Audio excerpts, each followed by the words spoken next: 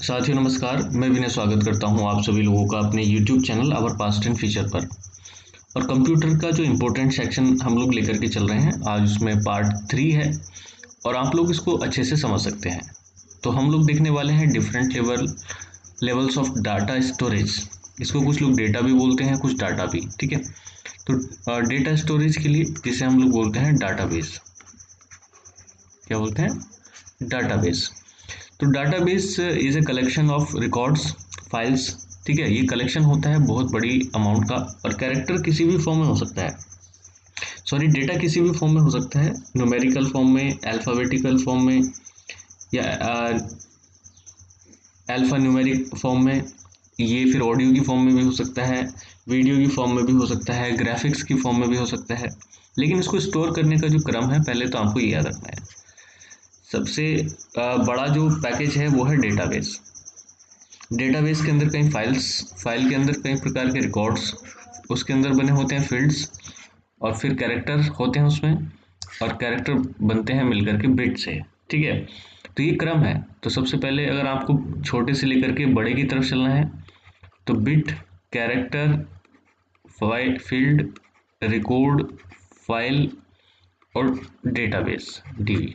तो डेटाबेस की तरफ अगर चलना है तो बढ़ते हुए क्रम में हो जाएगा आपका ये BCF, RF, DB, ठीक है। और घटते हुए क्रम में लगाना है तो DB, FR, FCB, ठीक है। ये आपको याद रखना है, पहला काम करना है। थोड़ा थोड़ा समझ लेते हैं। बिट क्या होता है? तो ये आपको पता है कि बाइनरी डिजिट।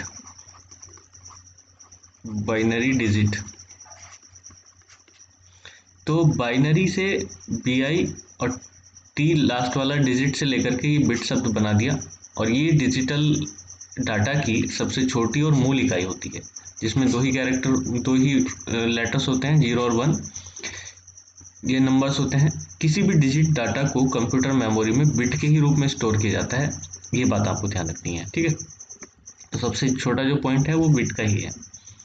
कैरेक्टर कैसे बनते हैं? जब 8 बिट या 1 बाइट बराबर 8 बिट, ठीक है। वैसे इसके बीच में एक निबल भी होता है, लेकिन निबल वो बाद में देखेंगे, फिलहाल यहाँ यही ध्यान रखिएगा।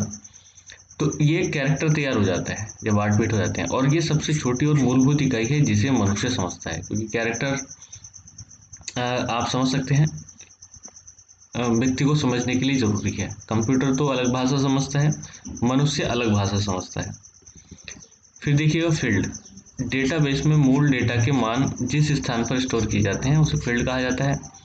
फील्ड कैरेक्टर्स का अर्थपूर्ण संग्रह है, यानी कि एक फील्ड में कई सारे कैरेक्टर्स कलेक्ट होते हैं। डेटा प्रोसेसिंग में फील्ड सबसे छोटी लॉजिकल इकाई है जिसका कुछ मान या अर्थ होता है। तो आप समझ सकते हैं डेटा प्रोसेसिंग में अगर कोई लॉजिकल मैटर आपको चाहिए तो वो होता है फील्ड, ठीक है। तो फील्ड सबसे छोटी लॉजिकल इकाई है जिसका कुछ मान या अर्थ होता है। इससे नीचे वाले शब्द अर्थपूर्ण नहीं होते, मतलब उनका कोई मीनिंग विशेष तौर से नहीं होता, ठीक है। ये कंप्यूटर के हिसाब से बात हो रही है।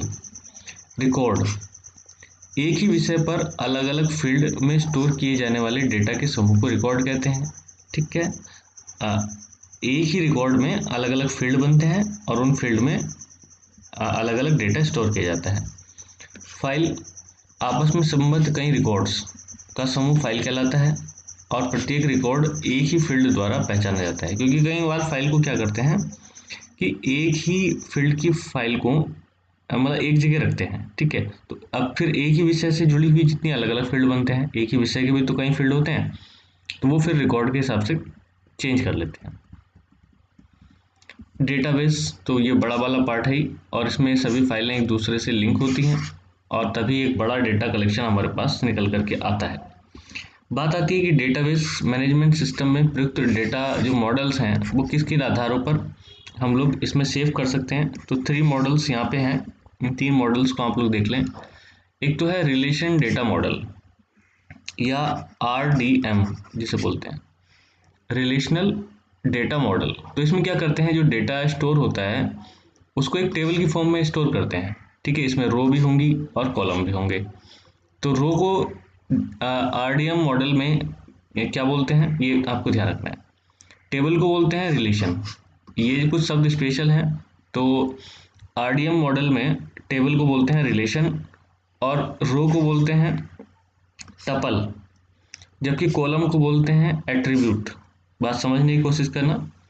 टेबल रिलेशन और रो टपल, कॉलम एट्रीब्यूट। और इसमें जो लैंग्वेज स्टोर होती है तो वो आप ध्यान रखेंगे एसक्यूएल। एसक्यूएल मतलब structured query language.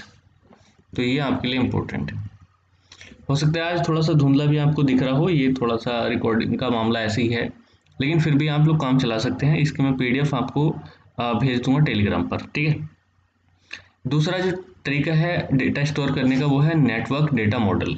Network data model, इस मॉडल में डेटा का रिकॉर्ड संग्रह के रूप में प्रयुक्त किया जाता है। मतलब उसको एक फाइल में बना देते हैं फोल्डर के तौर पे और उन रिकॉर्ड्स को आपस में लिंक कर देते हैं। ये तो पता ही है, जैसे इंटरनेट पे होता है। तो नेटवर्क में, इंटरनेट भी तो एक नेटवर्क है, तो उसमें जो फाइलें होती हैं तो उस फाइल में बीच में कहीं भी जैसे एक ब्लू वर्ड दे दिया, ठीक है, तो उस पर क्लिक करके आप किसी और डेटा पे पहुंच जाएंगे। तो वो लिंक होते हैं आपस में, हाइपर लिंक से, ब्लू कलर के होते हैं वो। तो ऐसे करके फाइल को नेटवर्क मॉडल के आधार पर स्टोर किया जा सकता है।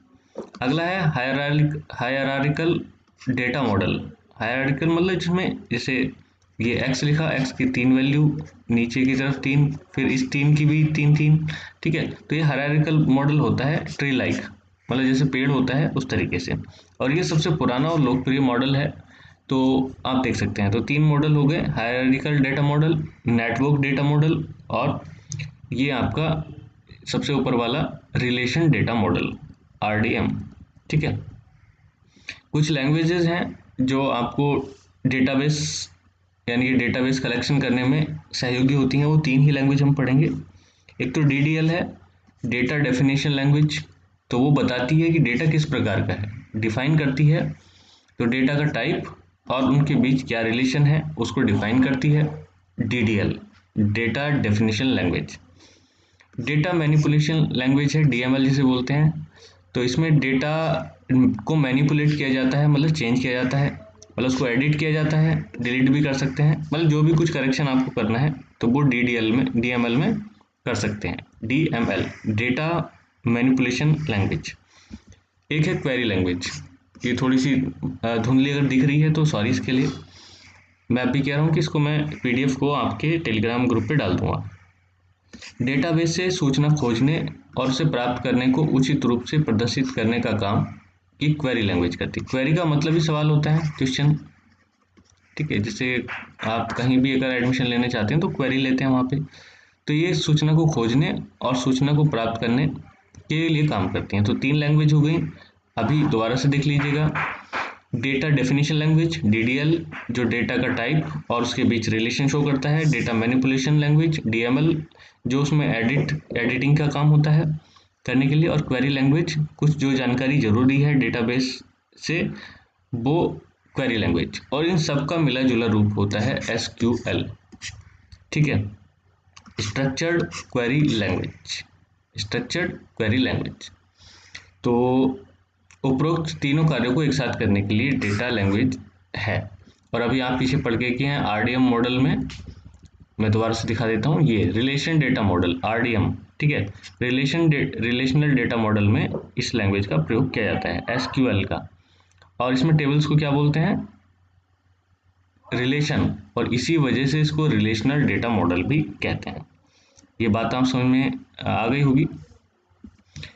डीबीएमएस सॉफ्टवेयर में कुछ बातें हैं, आप कुछ मतलब सॉफ्टवेयर समझ सकते हैं डीबीएमएस के, डेटाबेस मैनेजमेंट सिस्टम के। Oracle database manage software, Microsoft SQL Server, Microsoft Access, ठीक है। तो ये सॉफ्टवेयर हैं कुछ। शब्दावलियाँ इंपॉर्टेंट है। रिलेशन किसको कहेंगे, अभी पीछे पढ़ के आ रहे हैं। रिलेशन एक डेटा है, डेटा कलेक्शन, जिसमें टेबल होते हैं और उसमें रो होते हैं जिन्हें टपल कहते हैं, कॉलम होते हैं जिन्हें एट्रीब्यूट कहते हैं, किया जाता है। टपल क्या होता है, रो, एट्रीब्यूट क्या होते हैं, कॉलम्स। लेकिन ध्यान से, ये होते हैं आरडीएम में, रिलेशनल डेटा मॉडल में, ऐसे कहीं भी कुछ नहीं कहेंगे। डिग्री क्या होती है, किसी टेबल या रिलेशन में एट्रीब्यूट्स की संख्या उसकी डिग्री कहलाती है, यानी कि कितने कॉलम हैं, COLOMN कॉलम, तो कॉलम्स की जो नंबर्स हैं वो कहलाती है डिग्री। कार्डिनलिटी, किसी टेबल या रिलेशन में रो या टपल की संख्या कार्डिनलिटी कहलाती है। कितने रोज हैं ये कहलाएगी कार्डिनलिटी, ठीक है, ये आपको समझना है। फिर है व्यू, यह टेबल जिसका स्वयं अपना कोई डेटा नहीं होता बल्कि उस टेबल के डेटा दूसरे बेस टेबल से लिए गए होते हैं, व्यू कहलाता है। मतलब एक प्रकार की आभासी टेबल है, ये वर्चुअल टेबल है, ठीक है, ओरिजिनल डेटा इसमें नहीं होता।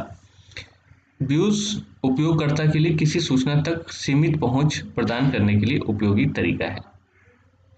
तो आप समझ गए होंगे, ठीक है, ये सारे शब्द इंपॉर्टेंट हैं यहाँ के इस DBMS के डाटाबेस मैनेजमेंट सिस्टम में। सिर्फ आपको यही चीज़ें पढ़नी है और बाकी तो आप पढ़ ही रहे होंगे, इससे आगे आपको जाने की ज़रूरत नहीं है, ठीक है। मैं पूरी तरीके से कोशिश करूँगा कि पूरा का पूरा सेक्शन कवर करा दिया जाए इंपॉर्टेंट, बस आप लोग जुड़े रहिएगा। देखिए सर, मैं ये कहना चाहूँगा कि बस आप लोग ये ना देखें कि वीडियो की रेगुलरिटी हो रही है नहीं हो रही है, लेकिन आप उस वीडियो को देखें ज़रूर, तो आपको फ़ायदा ही मिलेगा, ठीक है। All the best, thank you very much, जय हिंद।